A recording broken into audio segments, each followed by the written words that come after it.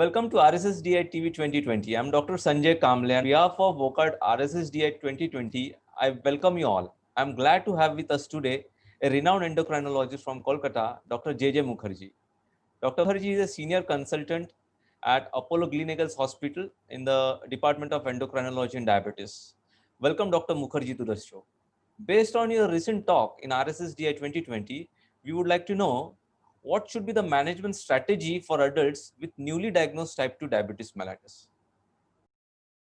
I am. Thank you for having me on this TV 2020. Um I'm going to speak about the role of early combination therapy in the management of adults with new onset type 2 diabetes in the Professor Sam G.P. Moses oration.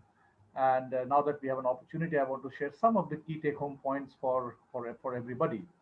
See, now, type 2 diabetes is a very heterogeneous disease.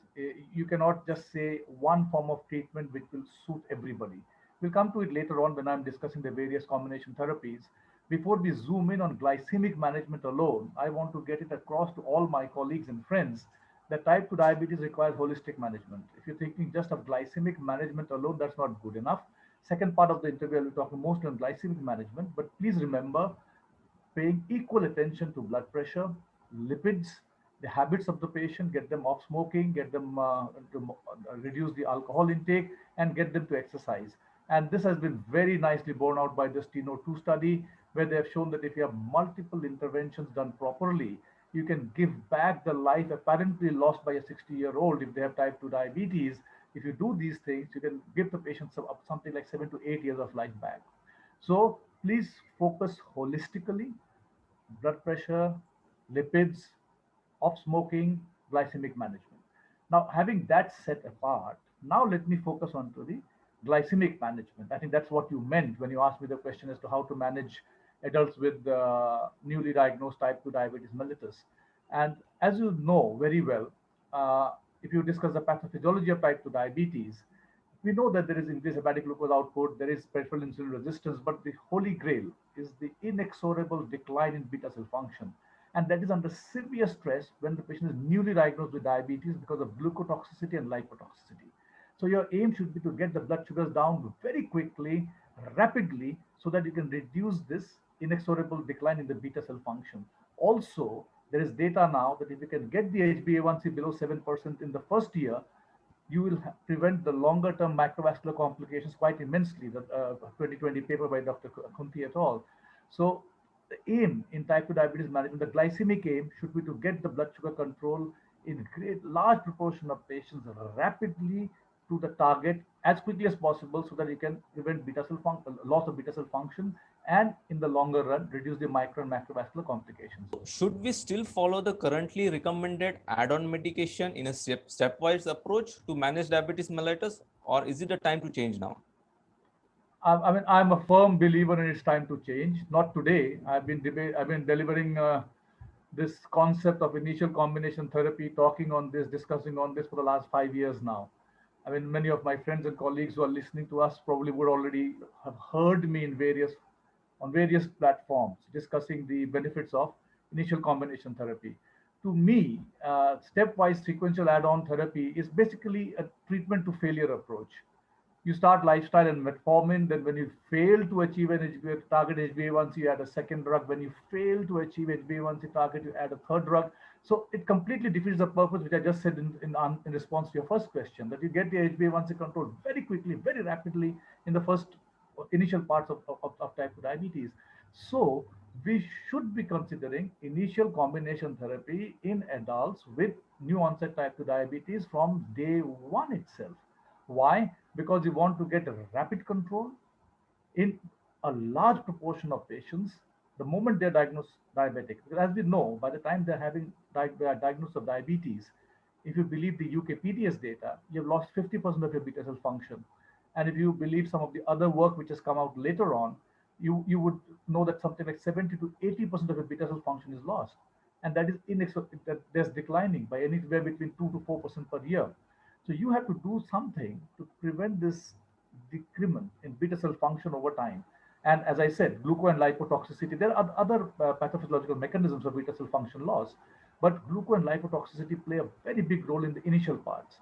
So that's why do initial combination therapy. Hit it hard at the very beginning. And then once you get your glycemic goal, nobody discusses this. It's called tapering of therapy. We are saying step on add up of therapy. What I am suggesting is, please come and listen to the lecture. And there's a handout coming out of the RSSI handbook where we have given a nice algorithm as to how to go about using combination therapy. Start with 3 drugs. When you reach a target, bring it down to 2. When you reach a particular target, you can modify the combination. So answer to your question simply in one line was, yes, 100%. It's time now to move on from treat to failure, sequential add-on, stepwise therapy, and embrace initial combination therapy so that we can give our adults with new onset type 2 diabetes a much better care, protect their beta cell function, which is under stress, and in the longer run, reduce the micro and macrovascular complications. So which factors need to be considered in patients while initiating combination therapy for the management of verticis mellitus? Great. So now that I've convinced you that we need to start with combination therapy from the very beginning, we need to decide what combination therapy to use. So the buzzword is individualization. Because as I said, type 2 diabetes is a very heterogeneous disease. So the first and foremost thing that I would like to look at is whether it's a very specific form of diabetes where you need specific form of therapy. Like suppose somebody's got LADA, somebody's got MODI. You don't want to combine 3-4 drugs where a single sulfonylurea in MODI would help in a particular type of MODI.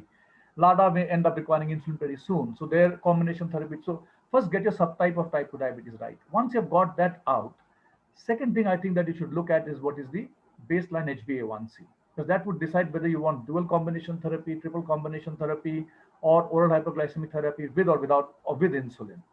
So you need to know your baseline HbA1c and also the target HbA1c. Suppose baseline HbA1c is 9 and you're treating somebody who's 92 years old.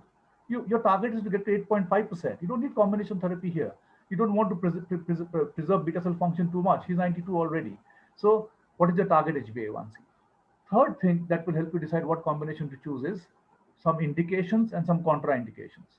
If you have established cardiovascular disease, renal dysfunction, heart failure, obviously your SGLT2, GLP-1s come in much earlier in your combination.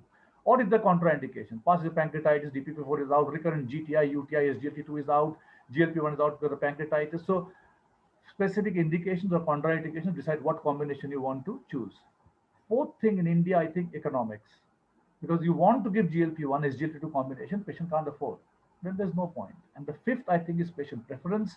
Because you want to use an incretin GLP-1, patient is absolutely against an injection. So these are the 5 things which will help you individualize which combination therapy you want to use. Next, after individualizing is when you choose the combination, choose a combination which is additive. And they individually add to different pathophysiological defects. So attacks multiple pathophysiological defects, has cardiorenal safety or benefit, does not cause weight gain or causes weight loss, and does not cause hypoglycemia. After this, you need to decide whether you want dual therapy, triple therapy, or triple therapy. So there are 3 steps to it.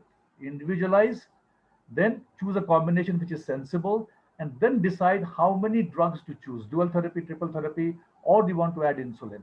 I could go on further because dual therapy, what drugs to choose, triple therapy, what drugs to choose, when to add insulin. I can go on to that further if you have time.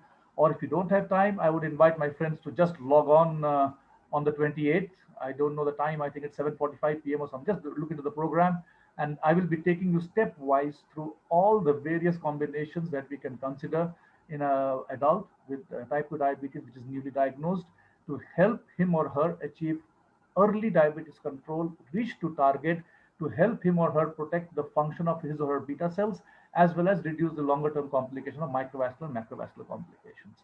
Thank you much, sir, for sharing your views, and stay tuned to RSSDI TV 2020 for more recent updates from RSSDI. Thank you so much. Thank you. Bye-bye.